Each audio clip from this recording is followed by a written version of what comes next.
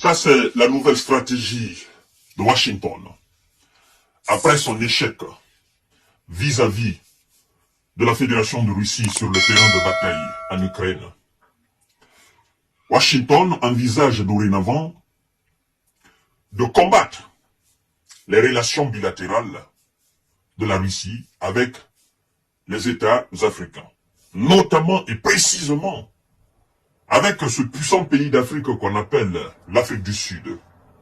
Et là-dessus, il faut dire que Carolina Vasconcelos, du centre de la conjoncture brésilien, a commenté un commentaire très pertinent. Et donc, vous savez que Washington pense toujours que la Grande-Bretagne a une main mise sur l'Afrique du Sud. C'est là où Washington se trompe. Washington, d'ailleurs, va plus loin pour critiquer la position sud-africaine par rapport aux événements de l'Ukraine. Parce que Washington aurait souhaité que Pretoria s'aligne sur la position de ce qu'ils appellent la position occidentale. Et donc, leur position. Washington ne comprend pas que nous ne sommes plus dans l'ère de l'apathéide et que cette ère est dorénavant révolue. Nous laissons ça derrière nous, malgré les cicatrices.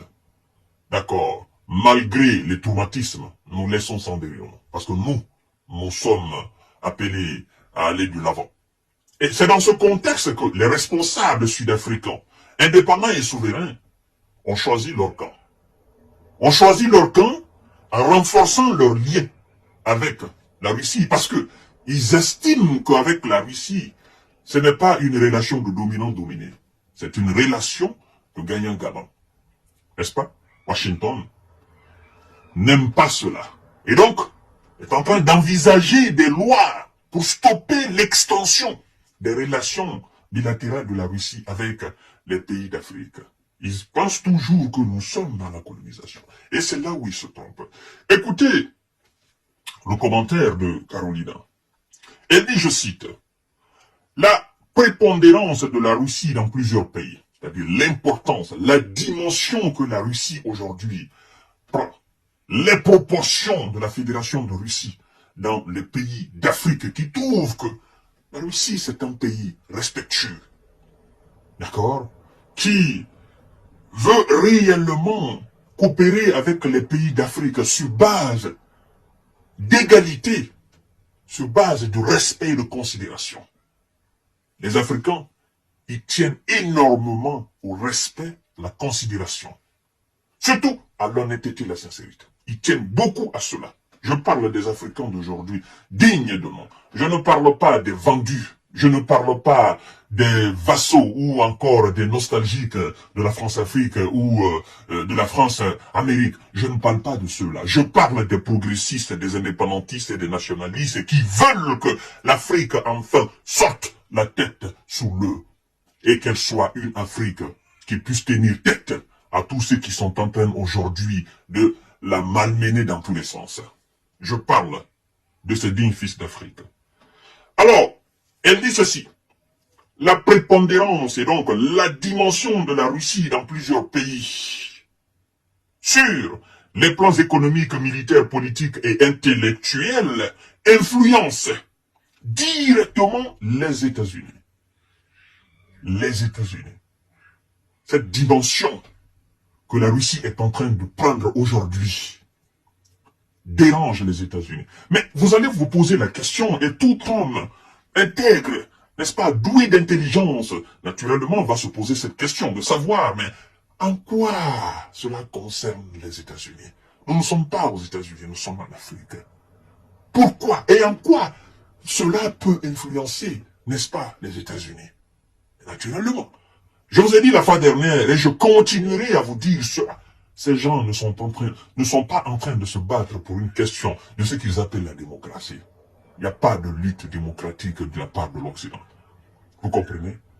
Ils sont en train de se battre pour une question d'intérêt. Ils ont fait la même chose en Libye. C'était une question d'intérêt, c'était pas une question de démocratie. Posez-vous la question de savoir, est-ce que la Libye d'aujourd'hui est un État démocratique. Est-ce que ce sont des démocrates qui sont aujourd'hui à la tête de la Libye? Ceux qui gueulaient à l'époque de Muammar Kadhafi, qui étaient contre, les instrumentaliser, les manipuler.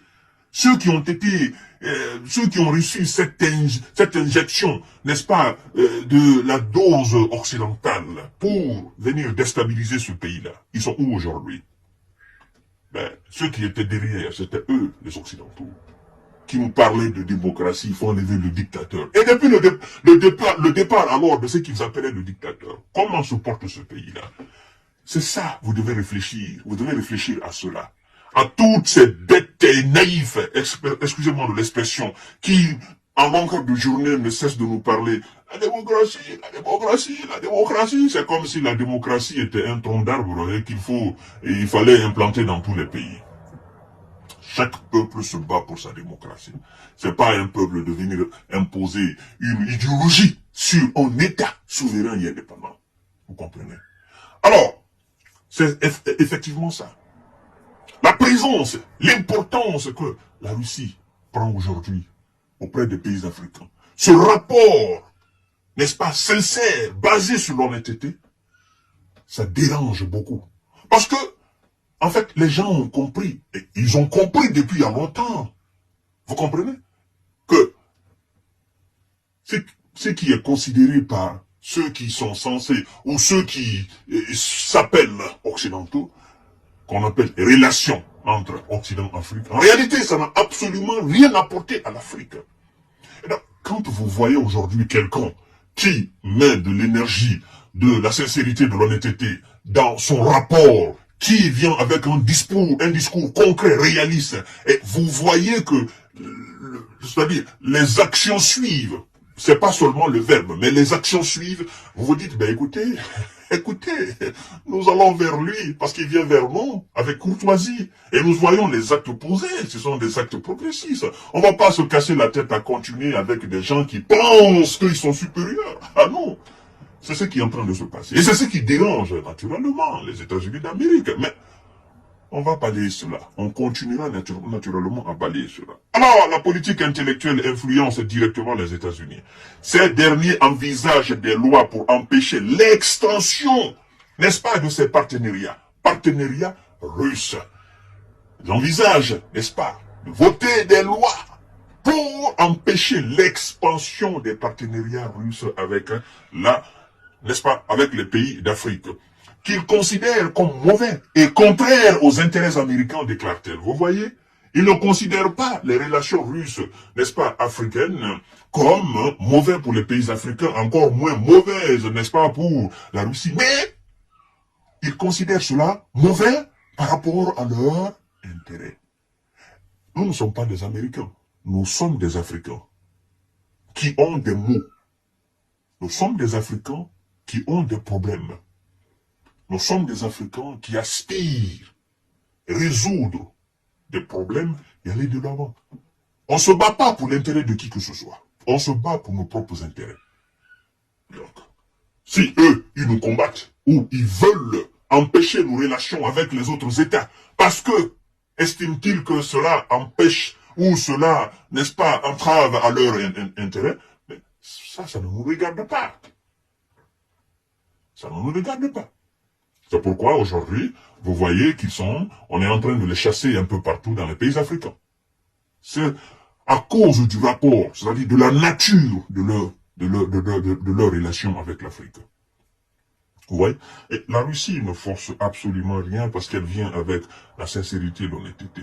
Washington pourrait aussi appliquer la même stratégie avec le Burkina Faso, le Mali, le Niger, ajoute l'expert. Négocier des relations sur fond de divergence. Alors, début février, vous savez qu'un projet de loi avait été présenté par les législateurs américains visant à revoir les relations bilatérales entre Washington et Pretoria. Pourquoi?